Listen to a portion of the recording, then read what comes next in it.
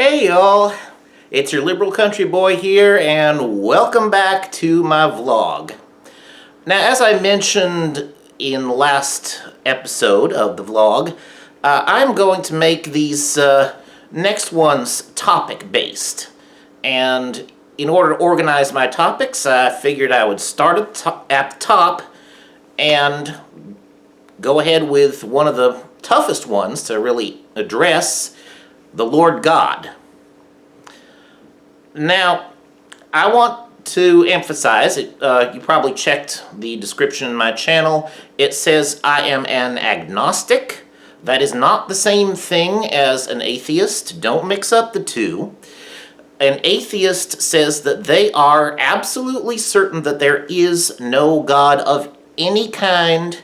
When asked a question like, why do we exist? They will say either it's because of billions and trillions of random events, or they'll do something less technical and they'll say there is no reason that anything exists, it all just does.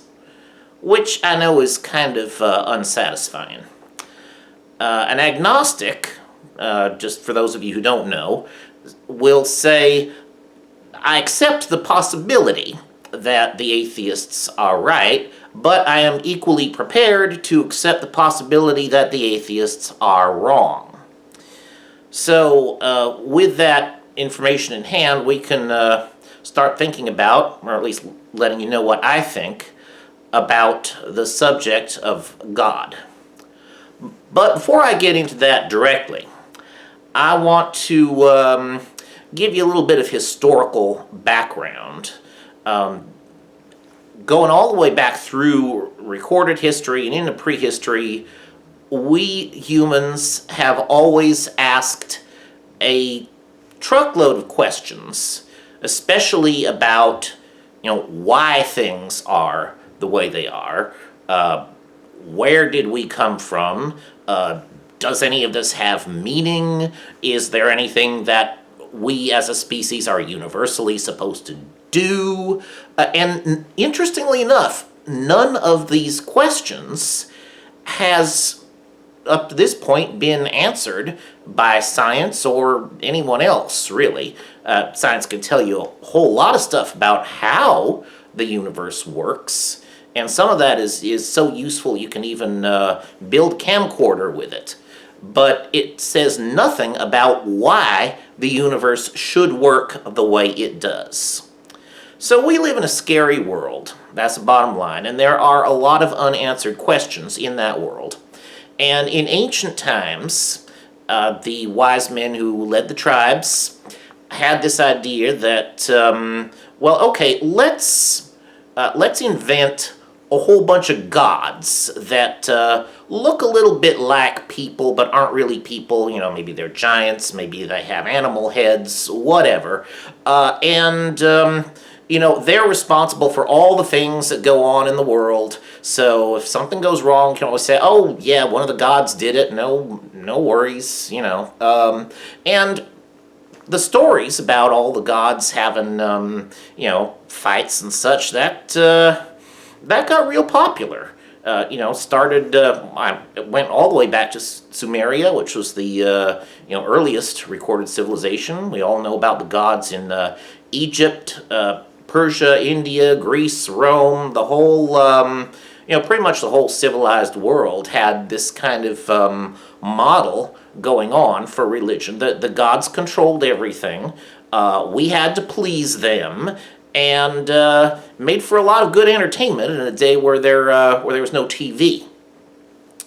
Now, about 3,000 years ago, one tribe took kind of a different tack to it, and this was going to become Judaism.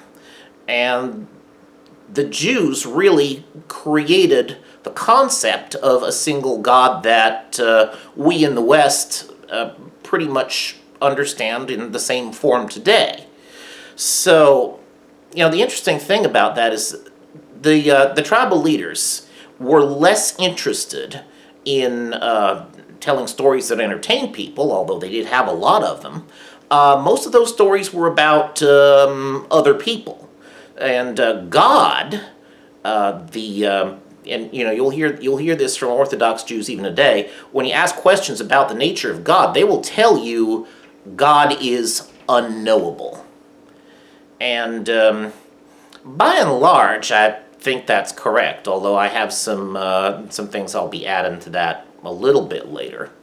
So that became the cornerstone of Judaism. This one God, all powerful, controlled everything. And really, the intent there was to get the people to think more about how they should behave instead of how the gods were behaving. And that really made a lot of sense. It formed the foundation of Christianity and later Islam, which is also a really interesting story, but I don't have time for it right now. But anyway, I'm about to get to Christianity. One of the other stories that came along in the Jewish tradition, there was supposed to be at some point in Jewish history what they call a Messiah. This individual was going to be a king, just like the Israelites had kings in the past. He'd be descended from King David. And really, this would be like the best king in the history of civilization. He would create an era of long prosperity and happiness among the Jews. Didn't really have anything to do with with heaven or final judgments. Nothing like that, really.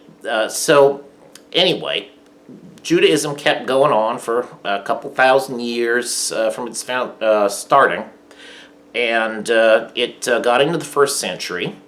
At that time, there were a number of men who had these little Jewish traveling ministries around Palestine. One of those men was named Jesus. He was a Jew, and obviously, we now know he was very charismatic. And we know this because, we remember him with so much intensity even today. Obviously, people after his death and probably during his time believed that Jesus was the Messiah. Of course, there were a number of people who didn't, and that is how Judaism and Christianity kind of diverged into separate branches. But there is a little bit more to the story, I think, when it comes to Christianity. And mostly what that has to do with is the fact that, this unknowable God that had so long been part of religious tradition, he was hard to relate to. In fact, that they didn't even use he at all. They used he and she interchangeably in the Hebrew text because they had no pronoun for it. Everything in Hebrew is either masculine or feminine. But anyway, the point is, you had this unknowable God, very difficult to kind of relate to when you worshipped it, and with the idea, whenever it began, that Jesus was a son of God somehow, all of a sudden you had that opportunity to put a human face back on God. And I think that had a great deal to do with why Christianity sort of went viral in the Roman Empire, so to speak, and why it had so much staying power throughout medieval and Renaissance and modern times. So anyway, getting back to what this has to do with God.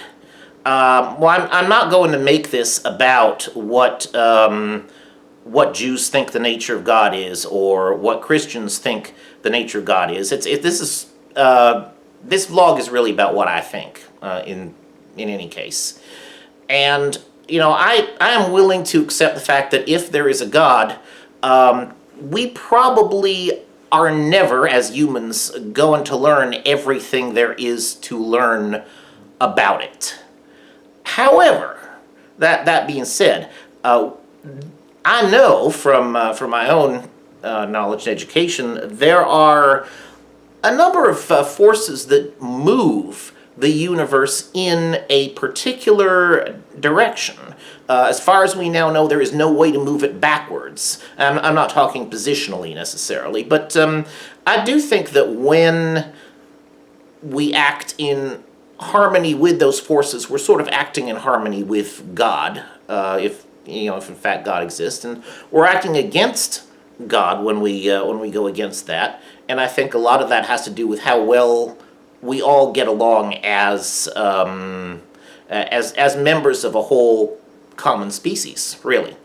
And to put that another way, a much simpler way, to quote the famous song, "You don't love God if you don't love your neighbor." And particularly in times like this, I truly hope y'all will take that to heart. Well, thank you so much, and see y'all next time.